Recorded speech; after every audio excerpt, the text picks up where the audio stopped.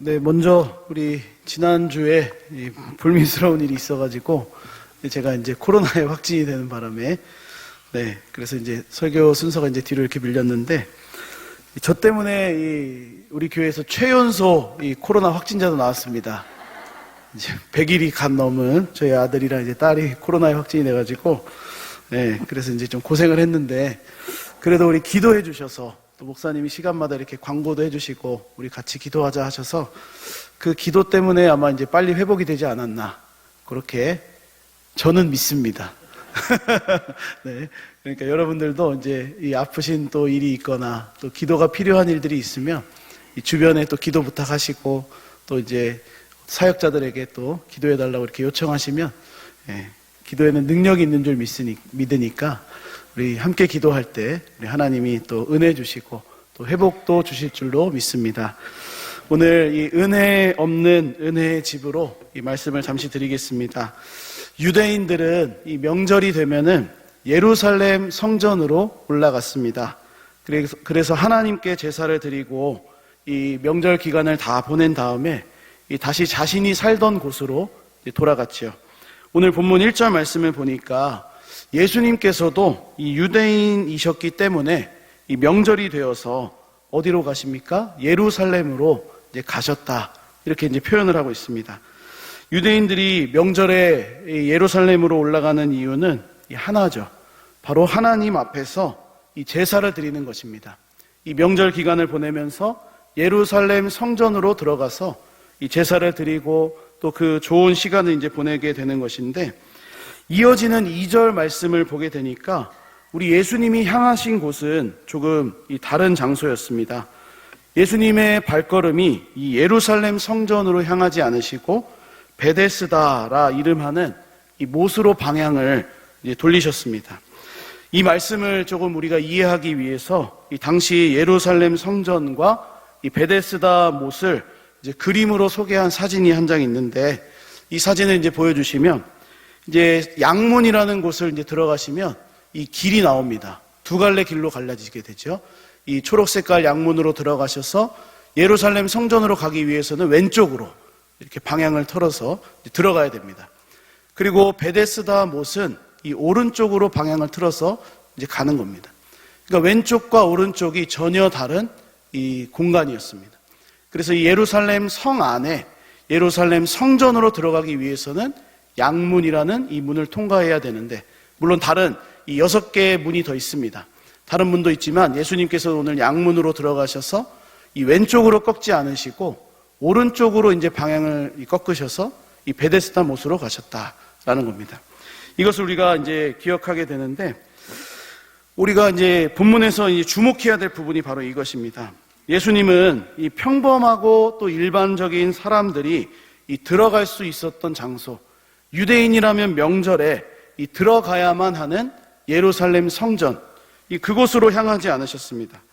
이렇게 행동하신 이유는 오히려 성전 안에 들어갈 수 없었던 사람들, 곧 우리 3절에서 볼 수 있는 것처럼 이 많은 병자, 맹인, 다리 저는 사람, 혈기 마른 사람들, 이 성전으로 들어갈 수 없는 사람들이 이 연약하고 고통하고 있는 사람들을 이 찾아가시기 위한 목적으로 이 왼쪽으로 가지 않으시고 오른쪽으로 이 방향을 꺾으셨다라는 겁니다. 그리고 그곳에서 누구를 만나셨습니까? 38년 동안이나 누워서 이 병과 싸우고 있었던 오래된 이 환자, 그를 만나서 치유시켜 주시고 이 회복을 주셨습니다. 이것이 오늘 본문에서 우리가 발견할 수 있는 이 첫 번째 이 특징이죠. 우리 일반적으로 명절이라고 하는 것은 이 기쁘고 즐거운 날입니다. 그래서 어떤 명절이나 이 축제가 되면 이 즐겁고 기쁜 마음을 가지고 사람들을 대합니다. 유대인들도 마찬가지였습니다. 명절에 하나님 앞에 나아가서 제사를 드리고 음식을 나누고 이렇게 하는 이 어떤 즐거운 시간을 이제 보냈는데 오늘 본문 말씀을 보게 되니까 이 유대인의 명절, 기쁘고 즐거운 이 시간에 이 정말로 기본적으로 하나님 은혜에 감사하고 기뻐할 수 있는 그 날에 예수님께서 찾아가신 사람들이 있다는 겁니다. 그러니까 모두가 기쁘고 즐거운 이 날에도 기뻐할 수 없는 사람들이 있다는 것이죠. 다시 말하면 오늘 본문에 나오는 베데스다 못이 바로 이 명절에도 기뻐할 수 없는 사람들이 모여 있었던 곳이라는 겁니다. 모두가 기쁘고 즐거운 날에 기뻐할 수 없다면 그 얼마나 가슴 아프고 이 힘든 시간이었겠습니까? 그런데 우리 예수님께서는 이러한 사람들을 내버려 두지 않으시고 직접 찾아가신 겁니다. 예수님도 유대인이셨기 때문에 예루살렘 성전에 들어가셔서 많은 사람들에게 복음도 전하시고 또 음식도 먹으시고 이 여러 가지 이제 하나님께 제사도 드리고 어떤 일반적인 사람들처럼 기뻐하시면서 행동하실 수 있었는데 우리 주님은 그렇게 행동하지 않으시고 성전이 아니라 오히려 성전에 들어갈 수 없었던 사람들, 기뻐하고 싶어도 기뻐할 수 없는 이 사람들을 향해서 찾아가셨다라는 겁니다. 오늘 말씀을 통해 이 첫 번째로 나누고 싶은 것은 이것입니다. 예수님은 누구신가? 모든 사람들이 기뻐해야 할 그 순간에 기뻐하지 못하는 사람들에게 찾아가시는 분이시다라는 겁니다. 이제 우리는 이 성탄을 이제 준비하고 예수님께서 이 땅에 오심을 기뻐하고 감사하는 이 시간을 보내게 됩니다. 그래서 우리 교육부서들은 이 12월 이미 이전부터 이 성탄절에는 이제 뭘 할까 하면서 이제 막 연습을 이제 열심히 이제 하게 되는데 오늘 본문에서도 볼 수 있는 것처럼 이 성탄절이라는 명절, 절기, 이 시간은 기본적으로 즐겁고 행복한 시간인데 반대로 이 성탄절의 기간이 빨리 지나갔으면 좋겠다라고 생각하시는 분들도 있겠지요. 그런 분들이 분명히 있으리라고 저는 생각합니다.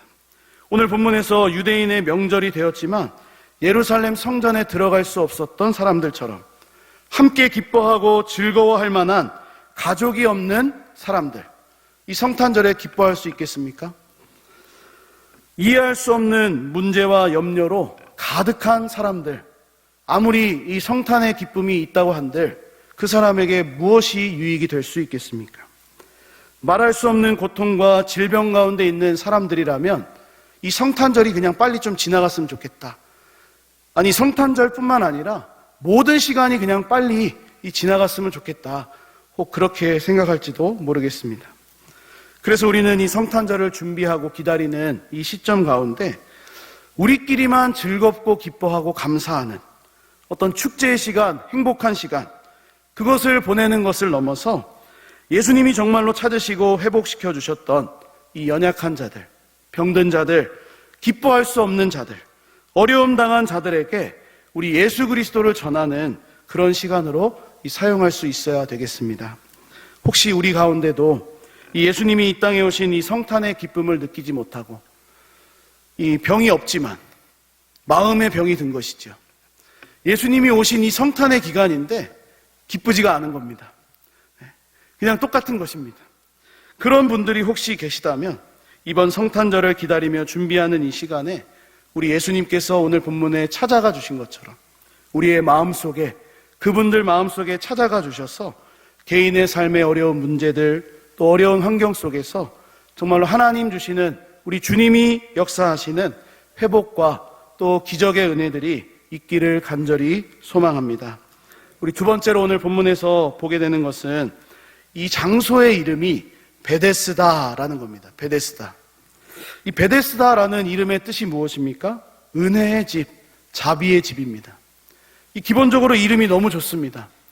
그래서 우리 이제 어떤 목장의 이름을 정하거나 혹은 어떤 이름을 정할 때, 이 단체 이름을 정할 때 이 베데스다라는 이름이 굉장히 좋지 않습니까?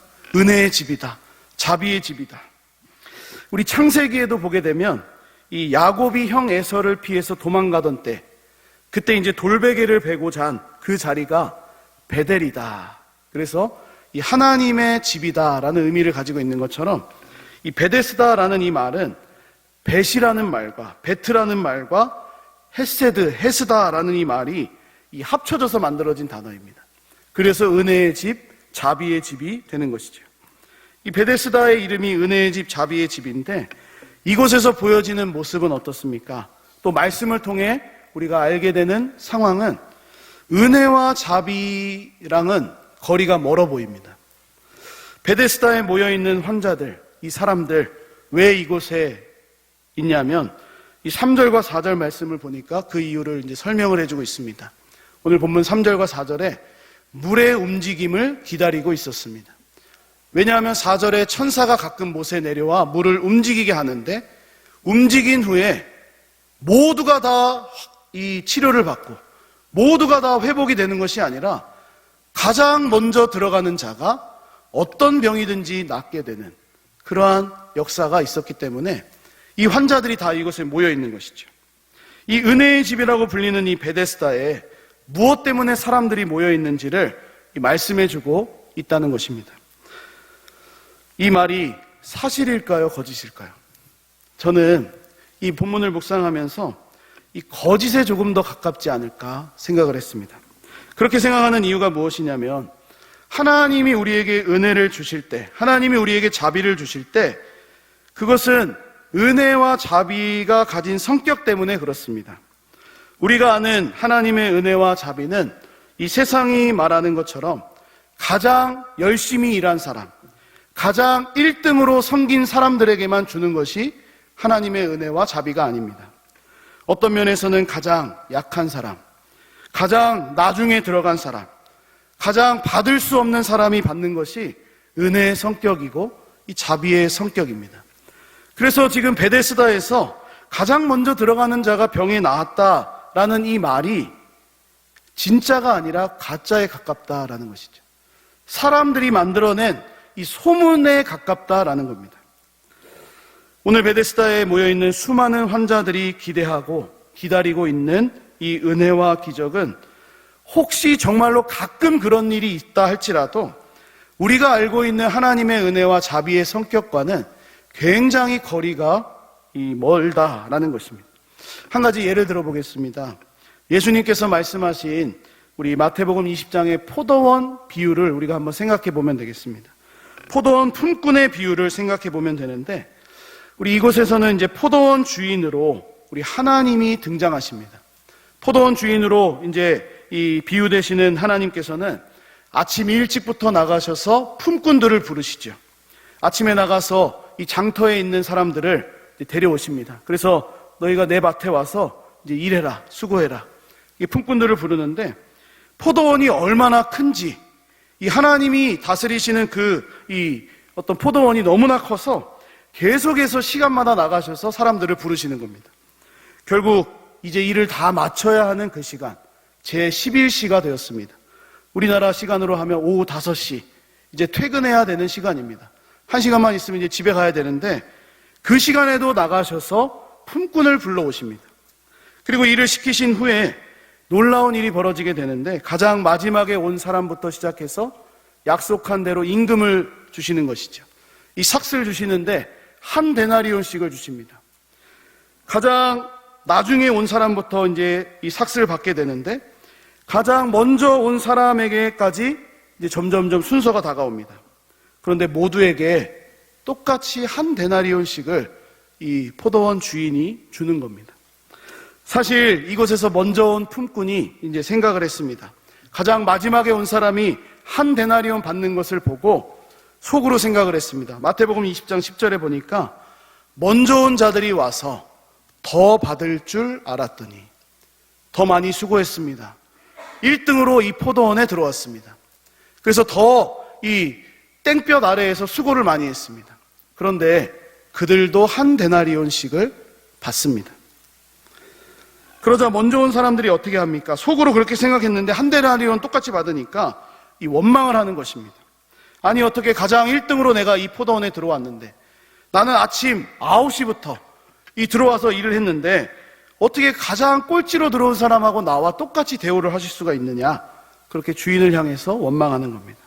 이때 하나님께서 이런 말씀을 하십니다.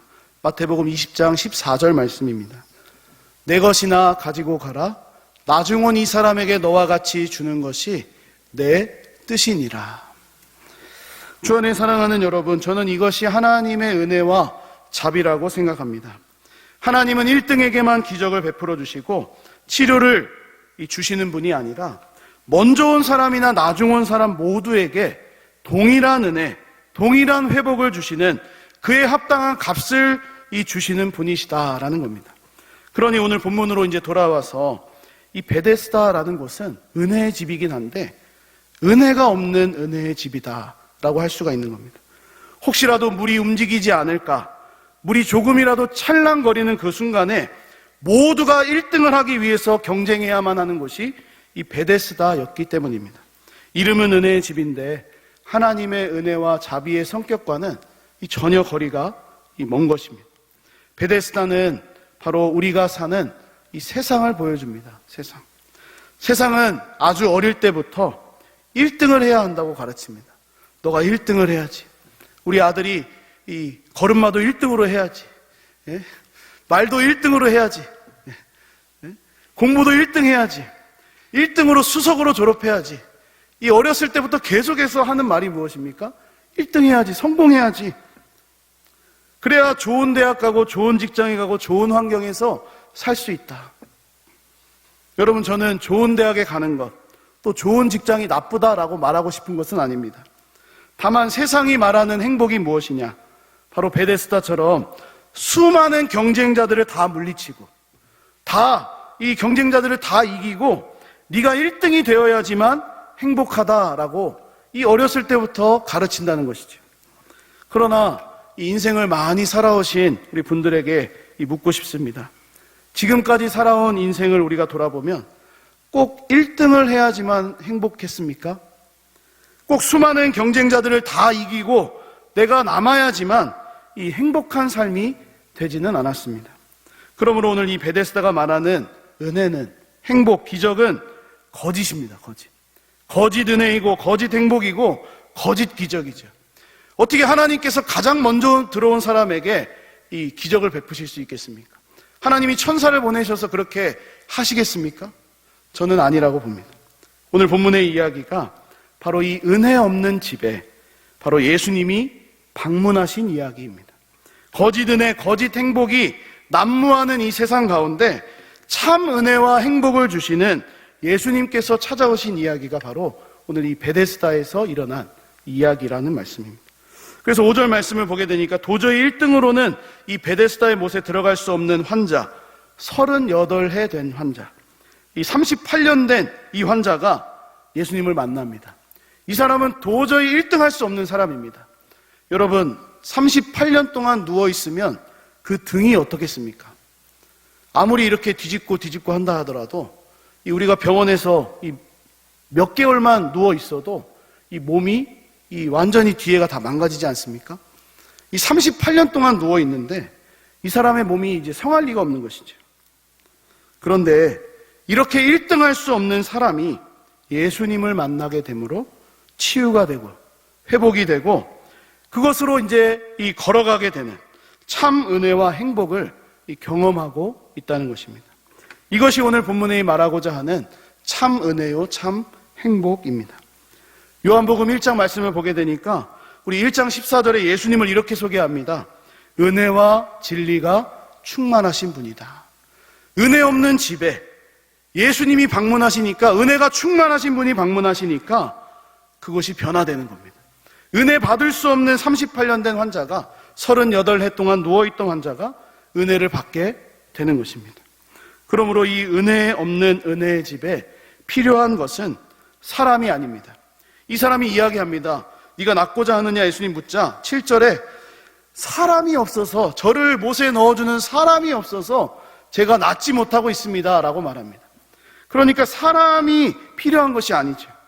사람은 우리에게 이 도움을 줄 수는 있지만 어떤 은혜를 가져다 주는 존재는 아니라는 겁니다.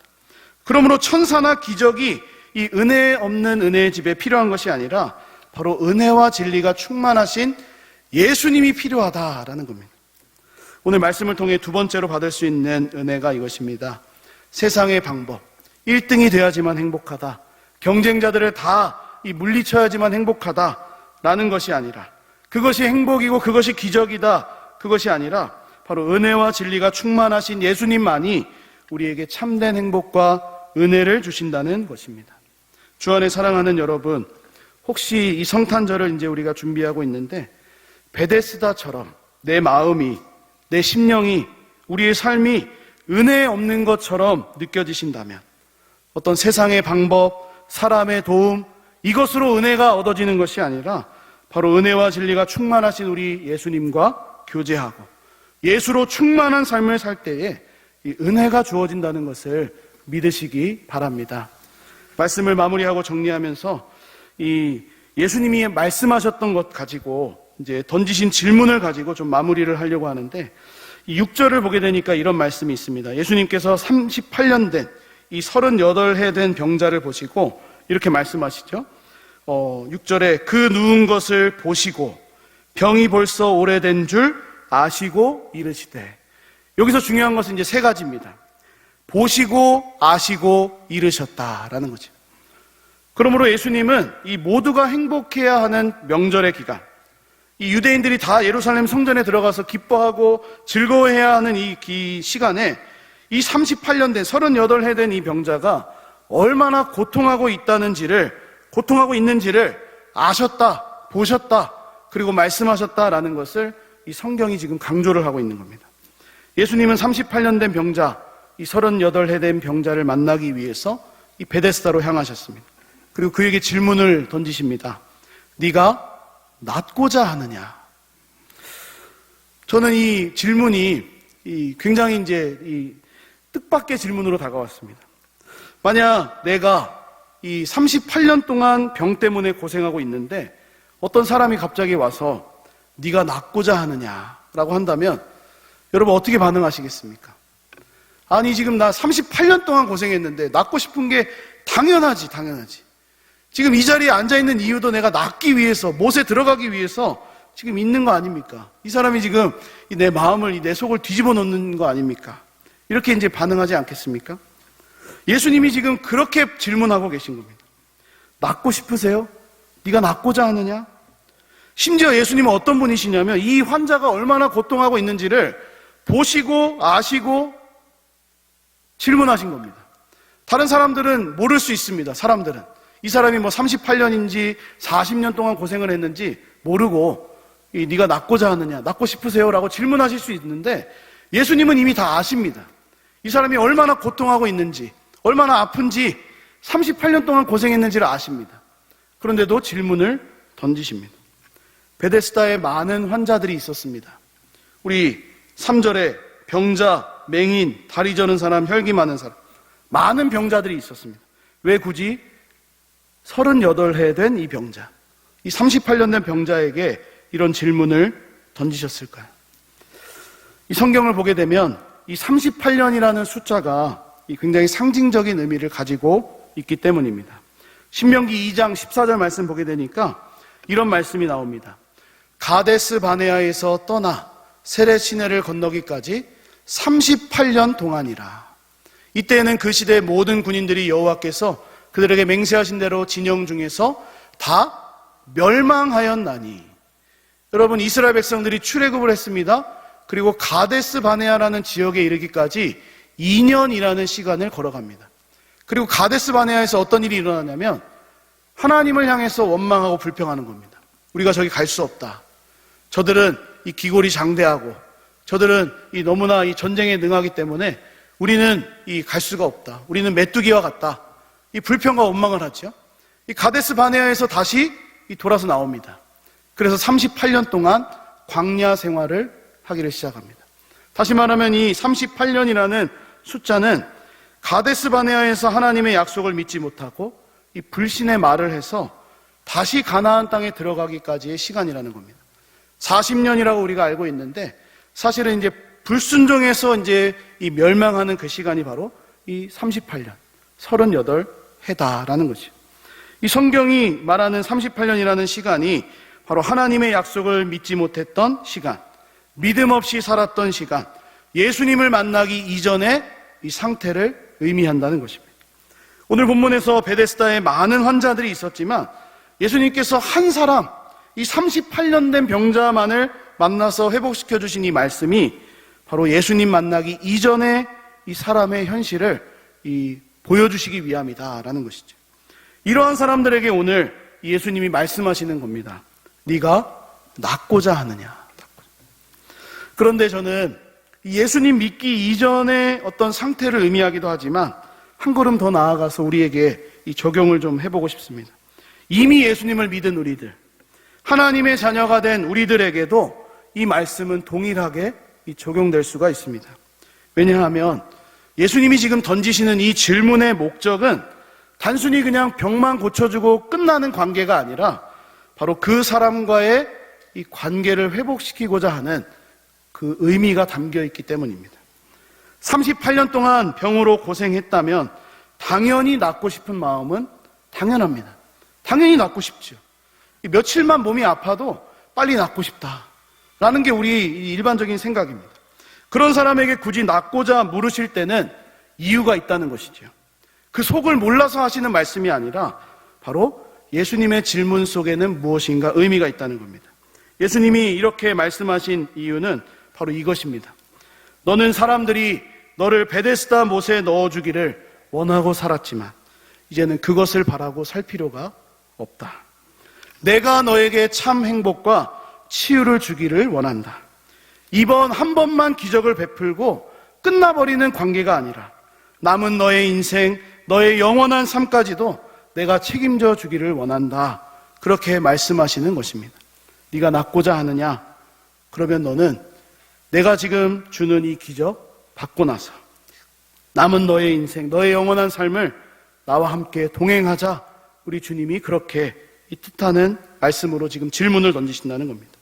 예수님께서는 오늘 우리에게도 기록된 말씀으로 성경으로 우리에게 묻고 계시죠. 네가 낫고자 하느냐? 네가 나와 동행하기를 원하느냐? 말씀을 마치겠습니다. 주 안에 사랑하는 여러분, 우리 예수님께서는 우리의 삶 전부를 아시고 책임지시고 이끌어 가시는 분이시라는 것을 믿으시기 바랍니다. 그래서 예수님께만 우리의 소망이 있고 위로가 있고 치유와 회복이 있다는 것을 우리가 기억하면서 우리 2023년도 이제 얼마 남지 않은 이 시간 베풀어 주신 은혜에 우리가 감사하면서 이 마무리할 수도 있어야 되겠고, 이 새롭게 다가오는 2024년도 이 출발하기 위해서 우리 이번 성탄 기간이 굉장히 중요하다라고 하겠습니다. 예수로 충만한 시간, 우리 주님을 만나 다시 일어서고 다시 치유되고 다시 회복되는 시간. 그래서 성탄의 기쁨이 없다면 예수님 나의 마음속에 찾아와 주십시오. 성탄의 그 기쁨이 회복되게 하십시오. 그렇게 우리가 시간을 만들어 갈 수 있는 은혜가 있기를 주님의 이름으로 간절히 축복합니다. 우리 합심해서 기도하겠습니다. 우리 기도 제목 이 3가지 정도 소개해 드리는데, 우리 은혜 없는 은혜의 집으로 찾아가셔서 이 참된 치유와 은혜를 베풀어 주셨던 예수님, 이번 성탄절을 맞이하는 우리에게도 찾아와 주시기를 은혜와 진리가 충만하신 예수님이라고 말씀하셨는데, 그 예수님으로 인해서 감사와 기쁨, 또 치유와 회복 경험할 수 있도록 우리 함께 기도해 주시고, 또 2023년도 돌아보면서 우리 은혜에 감사하고 또 내년에도 주실 은혜를 기대하고 주님과 동행하는 우리 삶이 되도록, 그리고 마지막으로 네가 낫고자 하느냐 이렇게 물으시는 예수님을 우리가 보면서 이 질병과 고통하고 있는 우리 성도들, 우리 환우들, 우리 생각나시는 대로 하나님 말씀해 주옵소서. 네가 낫고자 하느냐 하시는 그 말씀대로 우리 물으셔서 온전히 회복되는 은혜가 있도록 긍휼을 베풀어 달라고 우리 기도하고 제가 마무리 기도하겠습니다. 하나님 아버지, 은혜와 사랑을 감사합니다. 아버지, 은혜 없는 은혜의 집으로 찾아가신 예수님, 그래서 그곳에서 38해 동안 이 고통하고 있었던 그 병자에게 이 참된 치유와 회복을 주셨던 우리 예수님의 모습을 봅니다. 하나님 아버지, 이번 성탄절을 맞이하는 우리에게도 찾아와 주시옵소서. 고통하고 있는 자들에게 하나님 찾아가 주신 예수님, 아버지 우리에게도 찾아와 주시기를 원합니다. 우리가 성탄의 기쁨이 없다면, 그저 이 시간이 빨리 지나가기를 원한다면 우리의 마음이 하나님 예수님으로 인하여서 바뀌어지게 하여 주시고, 은혜와 진리가 충만하신 우리 주님으로 인해서 감사와 기쁨, 치유와 회복을 경험할 수 있도록 주님 말씀하여 주시옵소서. 주님 은혜를 베풀어 주시옵소서. 2023년도 돌아보면서 베풀어 주신 은혜에 감사합니다. 주님, 우리 한 해 동안 하나님이 은혜를 주셨음을 우리가 기억하게 됩니다. 그러나 우리는 여전히 이 세상의 방법으로 살아가려고 하는 그러한 불순한 모습들도 많이 있음을 봅니다. 회개하게 하시고 우리 은혜에 감사하게 하셔서 2024년 우리 다가오는 새해에는 주실 은혜를 기대하면서 우리 교회가 은혜의 집으로, 우리 예수님을 모신 은혜의 집으로 주님과 동행하며 또 나의 삶이 그렇게 될 수 있도록 주님 인도하여 주시옵소서. 네가 낳고자 물으시는 예수님, 우리 질병과 고통 중에 있는 환우들, 우리 성도들이 있습니다. 찾아가 주옵소서. 이번 성탄의 회복을 주옵소서. 치유를 주옵소서. 하나님 일어나 걸어라 하시는 주의 말씀을 들려 주시옵소서. 그래서 온전히 회복될 수 있도록 긍휼을 베풀어 주시기를 원합니다. 영적으로 마음에 병들어 있는 우리에게 말씀하여 주시고, 하나님 기쁨과 감사를 잃어버린 우리 모두에게 하나님 말씀하여 주셔서 다시금 일어서서 우리 주님의 영광을 위하여서, 주의 몸된 교회를 위하여, 하나님 나라를 위하여 아버지 우리가 힘쓰며 나아가는, 은혜를 누리며 나아가는 아버지여 복된 시간 될 수 있도록 주여 일하여 주시기를 간절히 소원합니다. 주님 감사와 영광을 올려드립니다. 영광을 받아 주옵소서.